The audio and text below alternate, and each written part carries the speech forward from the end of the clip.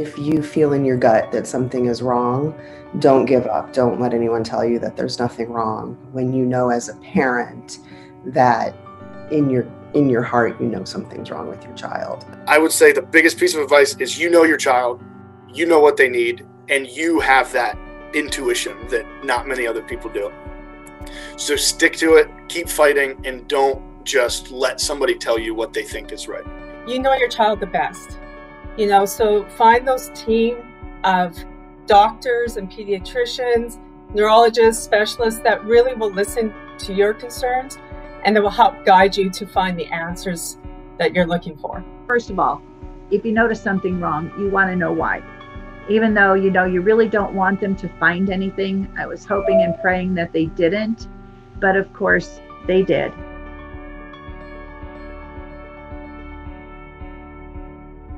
I needed time, and I would recommend others take the time they need to digest or step away or whatever it is they need for their most immediate family to decide, what do we do next?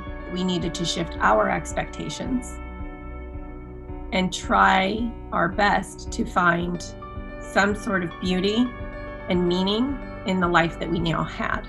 Someone's told me, and and probably was a couple different people, families through NTSAD, but they said diagnosis is the worst day. And I think they're right, because that's when your life changes. It's just know you're not alone, because we felt very like, why us? Why Ava? What did we do to get, it's just why us? Like, I just don't understand. So that was the hardest part.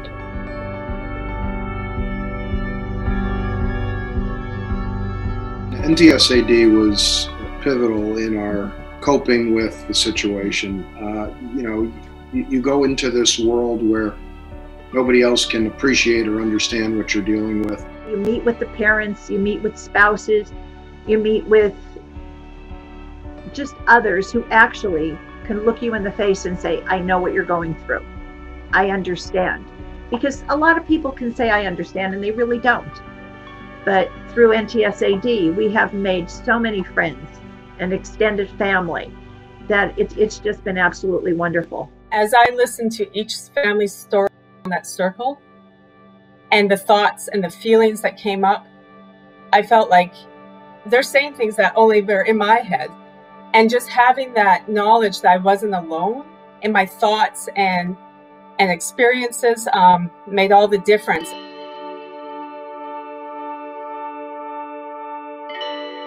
You can take measures to comfort your child, and you can take measures to comfort yourself and your family. So among the broad spectrum of what's available to you for care needs to be a personal choice, one that no one else can call into question or consider to be wrong, because there is no wrong choice when your choice is made from love. We met someone locally who had a child with Tay-Sachs years before, and her comment was, teach them as much as you can so it takes longer to forget. Amazing advice. So we did that, because there was not much else we could do.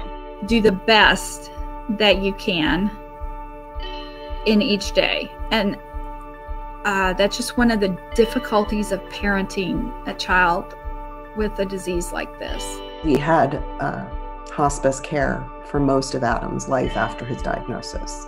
And I found that to be very helpful, and I don't think I could have done it without their support. You take the little things when you can, the smiles, the good things, and you just try not to look forward too much, because that's tough. Yeah. And when you realize that's like all you can do anyways, then you can enjoy things so much more. I would just beg them to be kind to themselves. Be kind to yourself.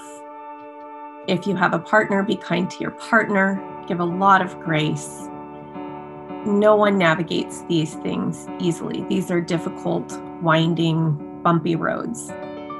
Do I want James, who was never able to roll over after 5 months? He was never able to speak a word. Do I want him hanging around any longer than he needed to be. I don't think I do, you know, and I'm happy that he went when he went. It was his time. Just connecting with someone who you know has had a similar experience makes you feel less alone. And that's why it was, you know, interesting for me to be on that sibling call to hear, you know, these very prolific, 13, 18-year-olds, and there were younger kids. You know, it was acknowledging that we all feel guilty because none of us can fix it.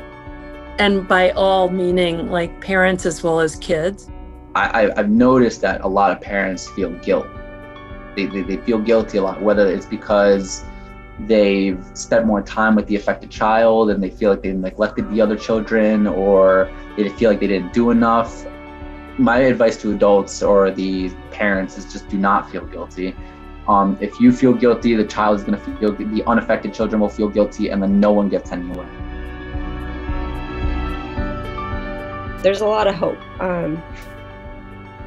I feel like we're just shy of that with Ava, you know, but the future families, I mean, it's still, there's a lot of unknowns, but I do think there's so much hope. I know that when my daughter was diagnosed 11 years ago, that at that time, there wasn't anything that could be done for her. But I know now still, her life still holds meaning and value, simply because she is a part of this progression, just as every single child and affected individual has been. My connection to NTSAD is deeper than an organization that supported me. It's living in full of the life of all the families who have participated through it. You know, we are a family.